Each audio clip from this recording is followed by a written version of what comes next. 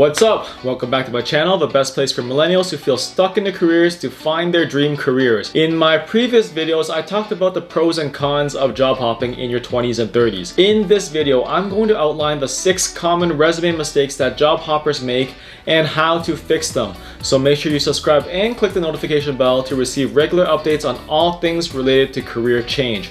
Also, join my Facebook group where you can chat with like-minded people who are interested in making their careers work for them and not the other way around. Hi, I'm Dr. John Tam. I have a PhD in sociology from the University of Oxford, and I'm passionate about helping millennials find their dream careers through gaining clarity and building soft skills. So without further ado, here are 6 common resume mistakes that job hoppers make and how you can fix them. Number 1, have a strong objective statement at the top of the page.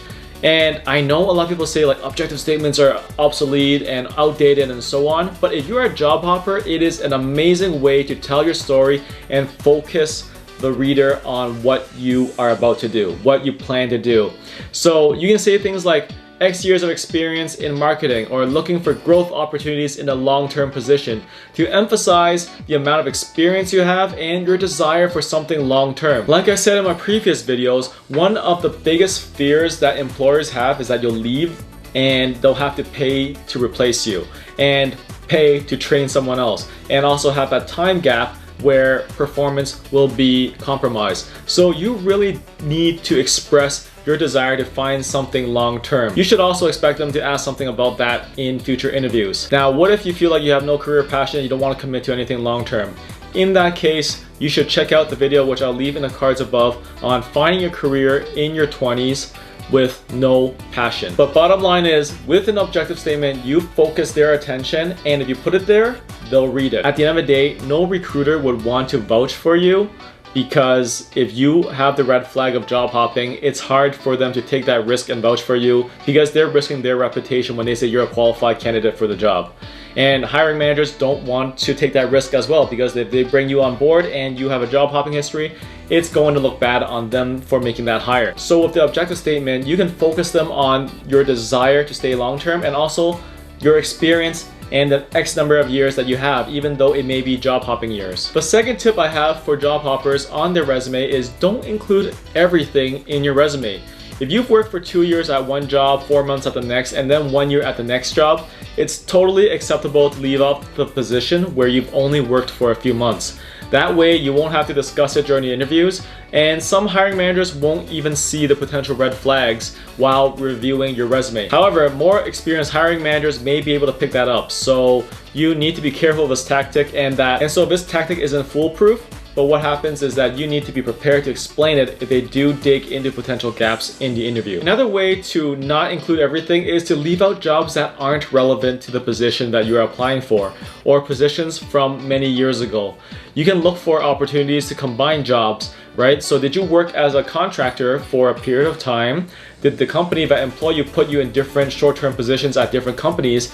If so, you can group all of these positions together. And this strategy is helpful for freelancers or folks who have worked in fields where the work ebbs and flows. And a good example of that would be the film industry, right? Sometimes there's work, sometimes there isn't. There isn't really a very consistent employment. The third tip I have for job hopping resumes is to make explicit when the job hopping was involuntary.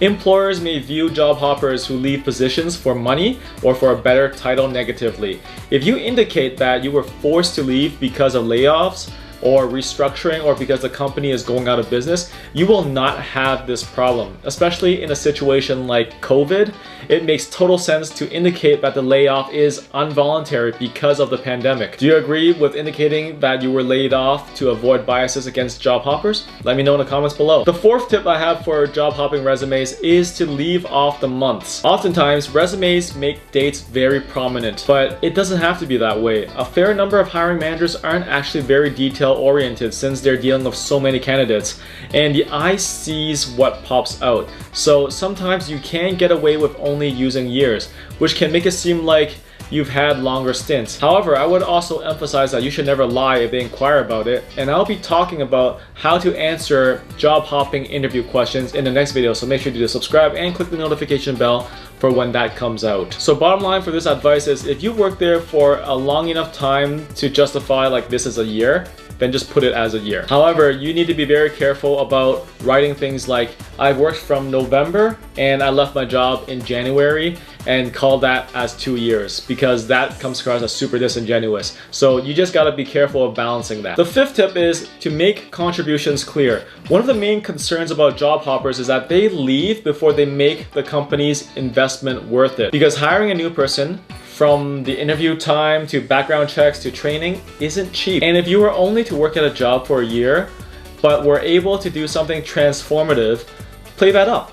You can even consider formatting your resume to include an accomplishments section, and this would put the focus on your achievements instead of the time that you spent at different positions. The sixth and final tip that I have for job hopping resumes is to try a different format.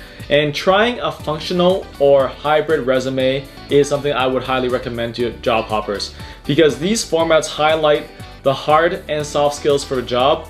And if you don't know what that is, you can check out more about hard and soft skills in the video, which I'll put in the cards above. The most commonly used format for a resume is a chronological resume. It's also called a traditional resume, but it's not the only option, because those really focus on the time. You can create a functional resume which emphasizes your skills and accomplishments. A hybrid resume, also known as a combination resume, marries the two formats, the traditional and the functional, so that your employment history is listed in chronological order, but your accomplishments and qualifications are also prominently highlighted. And what that means is it makes it hard for employers to deny that you are a qualified candidate, since you have the skills that qualifies you for the job. And those are all listed out very prominently on functional and hybrid resumes. If you've been job hopping for a while and you don't know what career is actually best suited for you, and it's actually hard to write this resume if you have no career direction at all, I would suggest you to check out my free training called Stop Feeling Stuck in Your Career, Find Your Dream Career. And in there, I outline my complete strategy on how I help my clients find their dream careers in as little as 2 weeks. Also, make sure to join my Facebook group to be in a community of people who are interested in making their careers work for them rather than the other way around. Alright, so your job hopping resume is golden. Now what?